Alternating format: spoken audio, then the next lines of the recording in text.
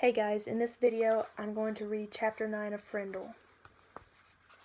Chapter 9, Chess.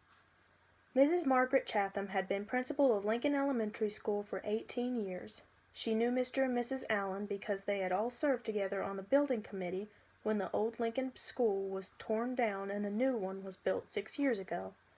When she telephoned on that afternoon of October 1st to set up the meeting, Mrs. Chatham had asked Nick to be there too.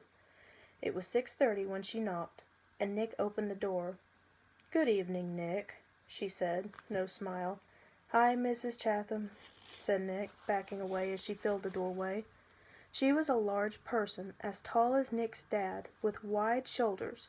Nick guessed she would play linebacker on a football team because that's what his dad had played in college.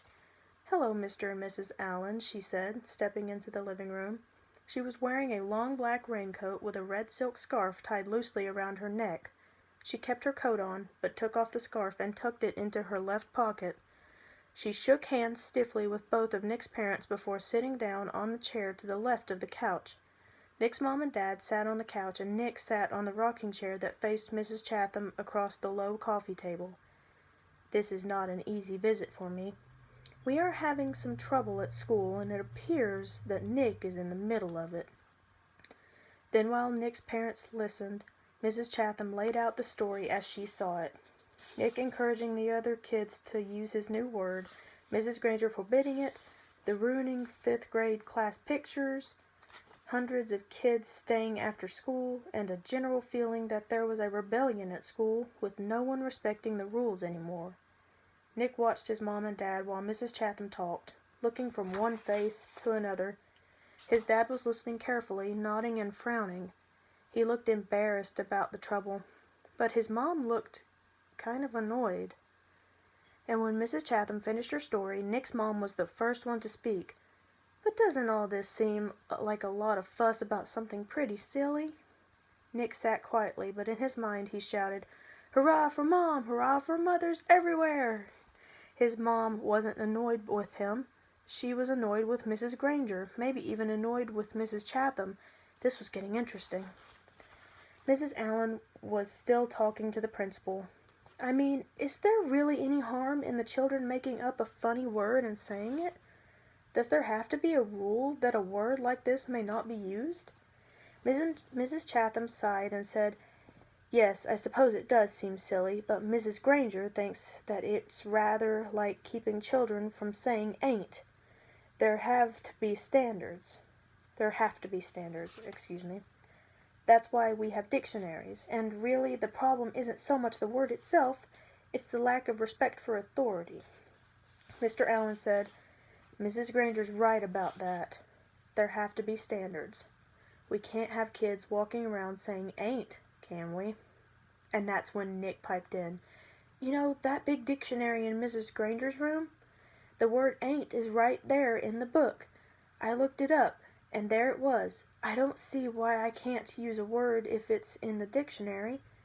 Mrs. Granger even said that her big dictionary was the law." Nick looked from face to face to face. That stumped them all. He had just launched a first-class thought grenade. "Well, yes, but, well, as I said, the word ain't and even the word Frindle, these are not the real issue here," said Mrs. Chatham. Mrs. Allen said, "Well, I think the real issue is Mrs. Granger's reaction to a harmless little experiment with language.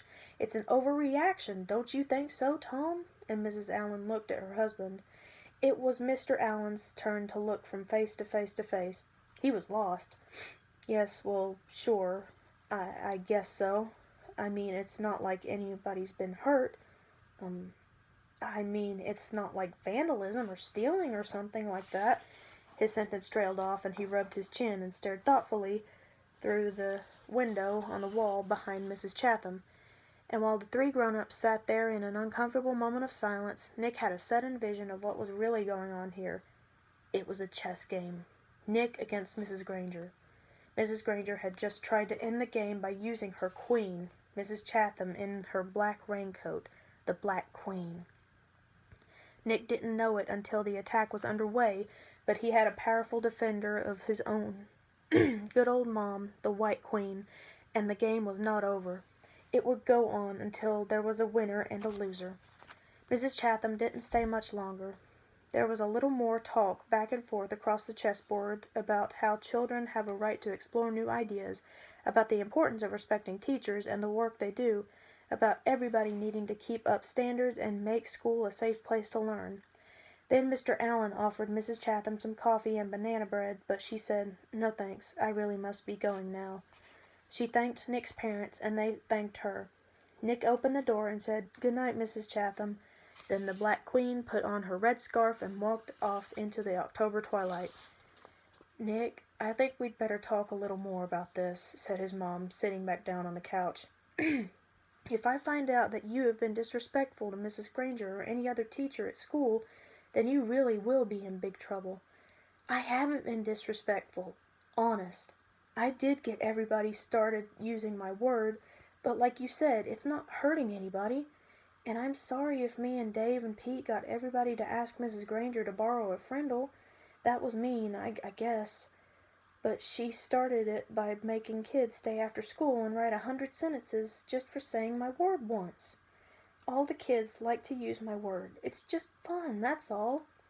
"Well," said Nick's dad, "if it gets everyone upset and makes the principal come talk to your mother and me, then it must not be fun for everybody, is it?